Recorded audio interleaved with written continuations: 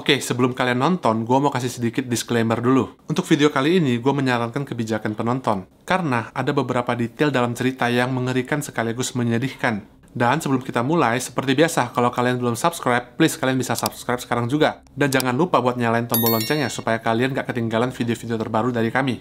Oke, langsung aja kita masuk ke dalam cerita hari ini.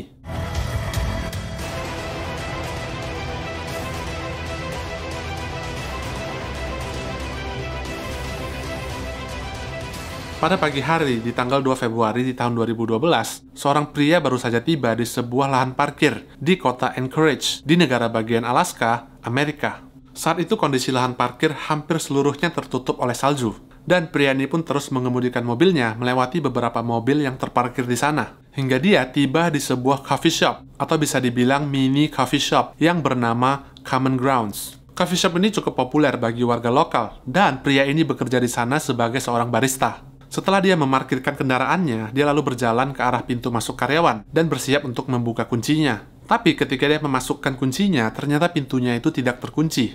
Terus dia pun berpikir, apakah Samantha lupa untuk mengunci pintunya semalam? Samantha Kinnick adalah seorang gadis 18 tahun yang baru sebulan bekerja di sana untuk shift malam. Tapi pria ini sempat heran, karena selama bekerja di sana, Samantha ini dianggap sebagai sosok yang bertanggung jawab terhadap pekerjaannya. Dan dia juga jarang melakukan kesalahan. Jadi dia berpikir, mungkin Samantha ini semalam lagi kurang fokus, makanya dia lupa buat ngunci pintunya. Tapi ketika dia masuk ke dalam coffee shop, dia melihat ada beberapa hal yang tidak seperti biasanya. Ada handuk yang digantung sembarangan, ada kain lap yang masih diletakkan di atas meja, dan juga ada beberapa cangkir-cangkir kopi yang belum dicuci. Situasinya seakan-akan Samantha ini tiba-tiba pulang di tengah shiftnya, tanpa membersihkan semuanya terlebih dulu. Terus si pria ini pun jalan ke arah mesin kasir untuk membukanya seperti biasa. Dan sama seperti pintu depan, ternyata mesin kasir ini juga tidak terkunci. Dia pun langsung membuka lacinya, dan ternyata kecurigaannya benar. Coffee shop mereka telah dirampok, karena semua uang di dalam mesin kasirnya itu sudah hilang. Pria ini pun langsung menelepon bosnya untuk menjelaskan semua situasi di sana. Oke, mari kita flashback ke malam sebelumnya. Malam itu, Samantha sedang bekerja pada shift malam, dan seperti biasa, pacarnya yang bernama Dwayne akan datang untuk menjemputnya setelah shift kerjanya berakhir. Tapi karena sangat sibuk, maka si Dwayne ini pun telat datang selama 30 menit, dan baru tiba di coffee shop pada jam 8.30 malam. Ketika Dwayne tiba di coffee shop, dia melihat sekelilingnya semua udah gelap, dan coffee shopnya juga kelihatannya udah tutup. Terus dia pun turun dari mobilnya, dan di tengah-tengah cuaca yang dingin, dia berlari ke arah salah satu jendela di coffee shop itu. Terus dia pun menempelkan wajahnya untuk mengintip ke dalam, tapi dia nggak menemukan ada siapapun di dalam coffee shop itu. Dwayne sempat kepikiran sama kejadian semalam, di mana dia sempat bertengkar hebat dengan Samantha yang marah besar dan menuduh Dwayne telah berselingkuh dengan wanita lain. Jadi ketika Dwayne ini balik lagi ke dalam mobilnya, dia pun berpikir, apa jangan-jangan Samantha masih marah soal kejadian semalam dan memilih untuk pulang sendiri. Dwayne lalu mengirimkan SMS kepada Samantha dan bertanya apakah dia baik-baik saja dan apakah dia sudah pulang ke rumah. Tapi setelah menunggu selama beberapa menit, ternyata tidak ada balasan apa-apa dari Samantha. Kelihatannya Samantha masih marah soal kejadian semalam. Dan meskipun mereka berdua sempat bertengkar hebat, tapi Dwayne ini masih sangat peduli kepada Samantha. Jadi dia memutuskan untuk pergi ke rumah Samantha untuk mengecek apakah dia sudah pulang ke rumah sekaligus meminta maaf. Setelah berkendara selama 15 menit, akhirnya dia pun tiba di rumah Samantha. Lalu dia pun mengetuk pintu rumahnya. Dan ternyata pintunya dibuka oleh ayah Samantha yang bernama James. James ini adalah seorang single father, dan dia juga tinggal berdua di rumah itu bersama Samantha. Ketika membuka pintu, James ini mengira kalau yang pulang itu adalah Samantha. Tapi ketika membukakan pintu, dia malah melihat Dwayne yang menanyakan apakah Samantha sudah pulang ke rumah. Karena ketika dijemput, Samantha sudah tidak berada di tempat kerjanya. Kedua pria itu lalu duduk di meja makan dan mulai mengirimkan berbagai pesan ke handphone Samantha untuk menanyakan di mana dia saat ini. Setelah menunggu beberapa menit, ternyata handphone Dwayne berbunyi dan menerima pesan dari Samantha yang kelihatannya masih marah dengan Dwayne. Di dalam pesannya, Samantha bilang kalau dia butuh waktu untuk berpikir sendirian dan dia akan menginap di rumah temannya selama beberapa hari. Lalu Dwayne pun menunjukkan pesan itu kepada ayah Samantha yaitu James untuk menjelaskan kalau Samantha itu baik-baik saja. Tapi ketika membaca pesan itu, di dalam hatinya James merasa kalau ini bukanlah karakter Samantha yang dia kenal. Karena dia sudah tinggal dengan putrinya itu sejak dia masih berumur 2 tahun. Jadi hubungan dia dengan putrinya itu sudah sangat dekat. James merasa kalau ini sangat tidak masuk akal. Kenapa Samantha tidak mengirimkan pesan secara langsung kepadanya, sekaligus meminta izin untuk menginap bersama temannya? Dan kenapa Samantha tidak mengangkat semua panggilan telepon dan membalas pesannya? Padahal sudah jelas sebagai seorang ayah, tentu saja James merasa sangat khawatir kepada putrinya. Dwayne dan James pun lalu berusaha untuk terus mengirimkan pesan untuk menanyakan di manakah Samantha akan menginap dan di mana dia berada saat ini. Tapi hingga keesokan harinya, semua pesan-pesan itu belum juga dibalas oleh Samantha. Lalu, James pun memutuskan untuk melaporkan kehilangan putrinya ke Departemen Kepolisian di kota Anchorage. Setelah menerima laporan ini, polisi segera menghubungi pemilik coffee shop Common Grounds untuk menanyakan soal Samantha. Dan ternyata, owner coffee shop itu sama bingungnya dengan polisi. Karena salah satu baristanya juga melaporkan kalau coffee shopnya itu telah dirampok, dan mereka sama sekali nggak bisa menghubungi Samantha. Ownernya itu yang adalah seorang perempuan lalu berkata kepada polisi kalau dia akan segera mengecek CCTV dan memberikannya kepada polisi. Beberapa petugas lalu segera dikirimkan menuju ke coffee shop untuk melihat kondisinya secara langsung. Dan di dalam kios, polisi tidak melihat adanya tanda-tanda kerusakan. Semuanya masih terlihat rapi. Dan di meja kasir ternyata ada tombol panic button yang seharusnya ditekan oleh Samantha ketika terjadi perampokan dan akan langsung terhubung dengan kepolisian. Tapi ternyata tombol itu juga tidak ditekan oleh Samantha. Polisi mencurigai kalau Samantha telah merampok kiosnya sendiri, lalu pergi melarikan diri bersama uang itu. Tapi ada beberapa hal yang aneh, yaitu karena kota Anchorage adalah kota dengan cuaca yang sangat dingin, maka bagaimana cara Samantha melarikan diri? Karena dia sudah jelas tidak punya mobil, dan juga tidak ada satupun dari teman-temannya yang mengetahui di mana Samantha berada. Semua pertanyaan ini pun kemudian terjawab setelah pemilik coffee shop memperlihatkan rekaman CCTV kepada polisi. Rekaman itu tidak memiliki audio, dan terlihat pada jam 8 malam Samantha masih bekerja sendirian di dalam kios. Dia sedang menyusun beberapa barang, dan dia terlihat sedang bekerja seperti biasanya. Kemudian, meskipun tidak terekam di dalam jangkauan kamera, tapi sepertinya ada seseorang yang datang dan memesan minuman melalui jendela. Karena di dalam rekaman terlihat Samantha tiba-tiba menoleh ke arah jendela, lalu dia pun merespon dan mulai membuat sebuah minuman. Setelah minumannya selesai, Samantha pun berjalan ke arah jendela untuk memberikan minumannya. Setelah memberikan minumannya, Samantha tiba-tiba berjalan mundur secara perlahan sambil mengangkat kedua tangannya. Kemudian, Samantha mulai menutup semua lampu yang ada di dalam kios. Terus dia pun berlutut selama beberapa menit. Lalu Samantha perlahan-lahan mulai berdiri. Dia pun berjalan ke arah mesin kasir dan mengeluarkan semua uang yang ada di dalamnya. Terus dia pun berjalan ke arah jendela dan memberikan uang itu kepada seseorang di luar jendela. Setelah itu, Samantha mulai berlutut lagi dengan posisi yang membelakangi jendela. Kemudian, di dalam rekaman muncul sesosok pria yang terlihat mengenakan sebuah sweater dan juga topi. Pria itu masuk dengan melompat melalui jendela, kemudian dia pun mengikat kedua tangan Samantha. Tapi karena saat itu semua lampunya dimatikan, maka polisi tidak bisa melihat wajah si pelaku yang terlihat memegang sebuah pistol. Si pelaku ini menodongkan senapannya ke punggung Samantha, lalu mereka berdua pun perlahan-lahan berjalan keluar melalui pintu karyawan, menuju ke sebuah mobil pickup yang berwarna putih. Samantha pun lalu dipaksa untuk masuk ke dalam mobil, dan mereka berdua pun pergi meninggalkan lokasi. Selama beberapa hari, polisi dan juga FBI yang menginvestigasi kasus ini belum berhasil menemukan petunjuk tentang keberadaan Samantha. Tapi ayah Samantha, yaitu James, tidak pernah berhenti untuk mencari putrinya. Bahkan hampir seluruh penduduk di kota Anchorage yang berjumlah 300.000 orang ikut membantu dengan memberikan support, baik secara donasi maupun secara fisik ikut membantu mencari Samantha. Seluruh media di Alaska mulai membahas soal kasus Samantha Kinnick, dan bahkan hampir seluruh rakyat Amerika sudah mengetahui soal kasus Samantha. Semua uang hasil donasi yang sudah terkumpul rencananya akan digunakan sebagai hadiah kepada siapapun yang berhasil menemukan ataupun mengetahui informasi tentang keberadaan Samantha. Tapi meskipun uang donasi itu jumlahnya semakin membludak setiap harinya, tetap saja tidak ada satupun orang yang datang untuk memberikan informasi tentang Samantha. Hingga kemudian di tanggal 24 Februari di tahun 2012, atau 3 minggu setelah Samantha menghilang, Dwayne, sang pacar, kembali menerima sebuah pesan teks dari Samantha. Pesan itu berisi sebuah titik koordinat yang ada di sebuah taman. Lalu Dwayne pun memberitahu soal pesan itu kepada James dan juga kepada pihak kepolisian. Terus mereka semua segera berangkat menuju ke lokasi. Bahkan Dwayne dan James pun berhasil tiba di lokasi 15 menit lebih cepat dari polisi. Mereka lalu masuk ke dalam taman untuk mencari titik koordinat itu, yang ternyata adalah sebuah papan buletin. Di dalam papan itu ada sebuah kantongan kecil, yang setelah dibuka ternyata isinya adalah beberapa lembar foto hitam putih dari Samantha. Di dalam foto, tatapan Samantha itu terlihat linglung dan juga terkesan kosong, serta wajahnya juga tidak menunjukkan ekspresi apapun. Bahkan, tatapan matanya juga tidak melihat tepat ke arah kamera. Dan di sampingnya ada sebuah tangan yang terlihat memegang sebuah surat kabar harian Anchorage dengan tanggal 13 Februari 2012. Penculiknya menjadikan foto itu sebagai bukti kalau Samantha itu masih hidup, setidaknya di tanggal 13 Februari. Meskipun semua orang merasa khawatir, tapi ayah Samantha merasa sedikit lega setelah mengetahui kalau setidaknya hingga minggu lalu putrinya itu masih hidup. Dan di dalam kantongan itu juga ada sebuah surat yang isinya meminta uang sebesar 30.000 US dollar dan harus dimasukkan ke dalam rekening Samantha sekarang juga. Dan jika permintaannya dituruti, maka Samantha akan dilepaskan dalam 6 bulan ke depan.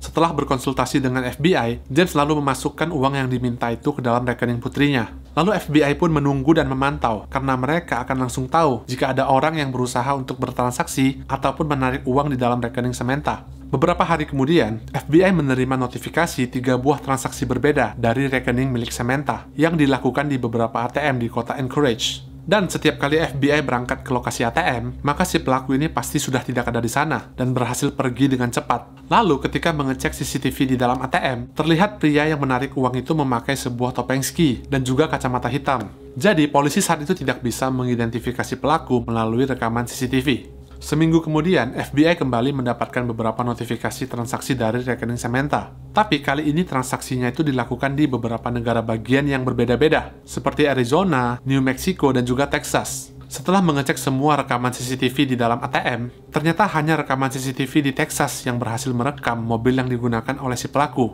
yaitu sebuah mobil sedan Ford Focus yang berwarna putih. Dan ketika pergi meninggalkan lokasi, mobil itu terlihat mengarah ke Texas bagian timur.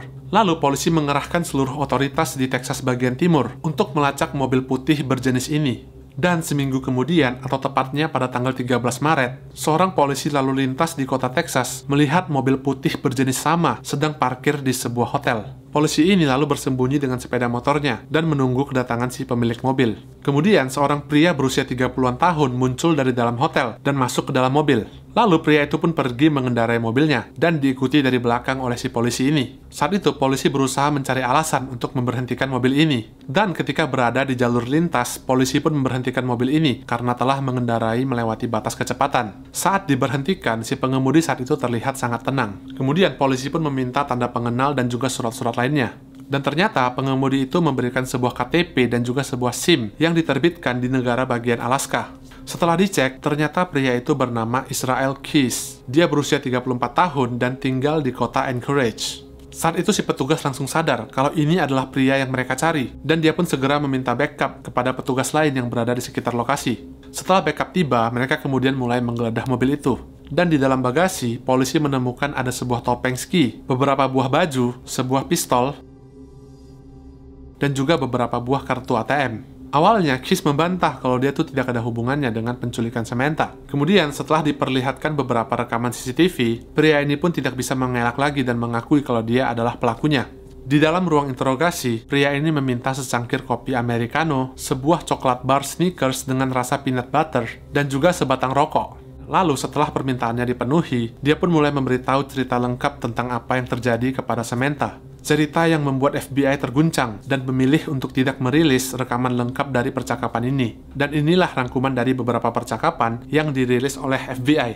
Pada tanggal 1 Februari 2012, Israel Keys memutuskan untuk merampok kedai kopi Common Grounds. Dia turun dari mobilnya dan berjalan ke arah jendela. Dari luar jendela, dia melihat Samantha sedang bekerja seorang diri di dalam kios. Dan Keys pun lalu memesan secangkir kopi Americano. Tapi di saat Samantha sedang membuat Americano, tiba-tiba Keys berubah pikiran dan berniat untuk menculik Samantha. Dan di saat Samantha mengantarkan kopi itu, Keys langsung mengeluarkan sebuah pistol. Dia meminta Samantha untuk mematikan seluruh lampu yang ada di dalam dan mengeluarkan semua uang yang ada di dalam mesin kasir. Kemudian, Keys melompat masuk ke dalam dan mengikat kedua tangan Samantha. Lalu dia memasukkan sebuah handuk kecil ke dalam mulut Samantha. Setelah itu, mereka masuk ke dalam mobil dan pergi meninggalkan lokasi. Saat di perjalanan, Keys mengeluarkan handuk dari dalam mulut Samantha dan mengancam akan membunuhnya jika dia berani berteriak. Keys bilang kalau saat itu Samantha sangat patuh dan berusaha melakukan yang terbaik untuk tidak membuat Keys marah. Lalu Samantha diminta untuk mengirimkan pesan kepada pacarnya kalau dia akan pergi menginap selama beberapa hari. Keys memberitahu Samantha kalau dia hanya akan diculik selama beberapa hari untuk mendapatkan sedikit uang tebusan.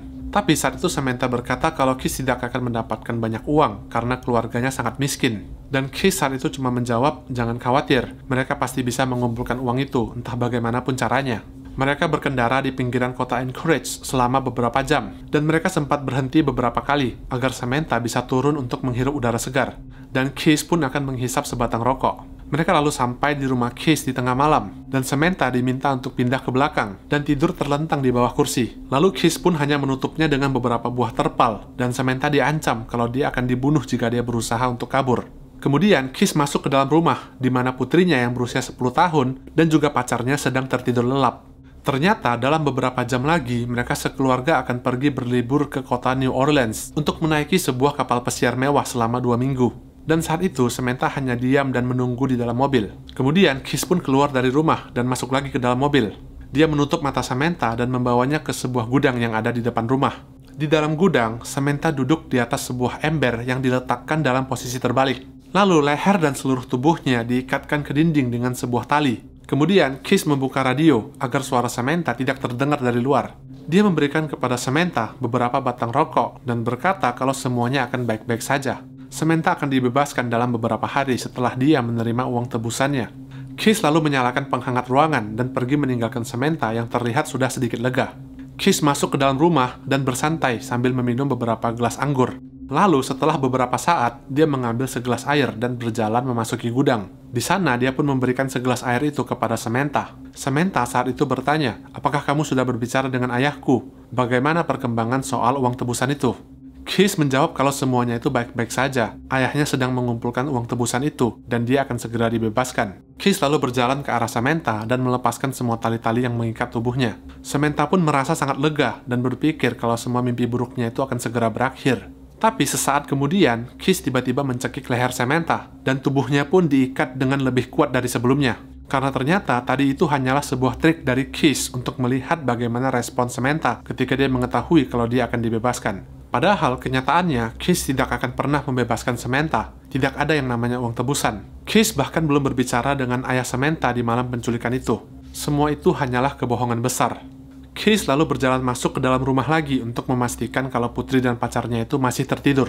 Dan ketika kembali ke dalam gudang, dia mencium bau urin yang sudah tercampur dengan keringat Samantha. Keys lalu berjalan ke arah Samantha dan mulai melampiaskan nafsunya. Setelah dia selesai melakukannya, Keys pun berdiri untuk memakai baju dan celananya lagi. Lalu Samantha pun bertanya, "Apakah kamu akan membunuhku?" Dan Keys pun menjawab, "Ya, aku akan membunuhmu sekarang," sambil memakai sebuah sarung tangan kulit. Samantha saat itu berusaha untuk membujuk Keys dan membicarakannya secara baik-baik. Keys bahkan berkata kepada FBI kalau dia sangat mengagumi kegigihan Samantha untuk membujuknya saat itu. Tapi dia tidak punya pilihan lain, dia harus membunuh Samantha. Keys lalu menancapkan sebuah pisau ke punggung Samantha dan mulai mencekik lehernya hingga dia berhenti bergerak. Keys berkata kepada FBI, bahkan ketika ditusuk dan dicekik sekalipun, ternyata Samantha tidak mengeluarkan suara sedikit pun, padahal saat itu mulutnya tidak tertutup. Setelah Samantha meninggal, Keys pun keluar dan mengunci pintu gudang. Lalu dia masuk ke dalam rumah untuk mandi dan membersihkan tubuhnya. Kemudian dia menyiapkan sarapan dan membangunkan putri kecilnya. Lalu mereka pergi menuju ke bandara untuk berlibur ke kota New Orleans. 2 minggu kemudian, setelah Keys pulang dari liburannya, dia pun berniat untuk menyingkirkan mayat Samantha. Tapi ketika memasuki gudang, kondisi Samantha terlihat masih cukup baik. Jadi, Keys pun mulai melakukan makeover kepada mayat Samantha. Dia mengganti baju dan merias wajah Samantha yang sudah pucat. Lalu dia merapikan rambutnya dan menjahit kelopak matanya agar bisa tetap terbuka. Semua itu dia lakukan untuk memberikan bukti kalau Samantha masih hidup demi mendapatkan uang tebusan. Dia lalu memegang sebuah koran dan mengambil beberapa foto dengan mayat Samantha. Buat kalian yang mau lihat fotonya, kalian tinggal cari di Google ketik aja Samantha Koenig, karena gue nggak bisa tampilin fotonya di sini. Oke, setelah Keys mengambil beberapa foto, dia lalu memotong-motong tubuh Samantha dan membuangnya ke danau terdekat. Israel Keys berkata kepada FBI ketika dia melihat Samantha di coffee shop itu, di momen itu juga dia tahu kalau dia akan membunuh Samantha. Semua kebohongan tentang penculikan dan juga uang tebusan hanya sekedar untuk memberikan harapan kepada Samantha. Karena Keys senang melihat bagaimana respon korbannya ketika mereka kehilangan semua harapannya. Dia berkata, pada kenyataannya, Samantha telah mati di momen ketika dia berjalan keluar dari kios itu. Polisi menduga kalau Israel Keys adalah seorang pembunuh berantai, dan Samantha bukanlah korban satu-satunya. Tapi sebelum Keys sempat mengaku mengenai jumlah korban yang sudah dia bunuh, dia sudah lebih dulu bunuh diri di dalam selnya. Dan ketika mengecek ke dalam selnya, polisi menemukan sebuah gambar dengan angka 11. Mereka meyakini kalau itu adalah jumlah korban yang sudah dia bunuh. Oke guys, sekian untuk video hari ini. Kalau kalian suka dengan video ini, please tekan tombol like-nya. Terima kasih banyak buat kalian yang udah nonton, dan sampai jumpa lagi di video berikutnya.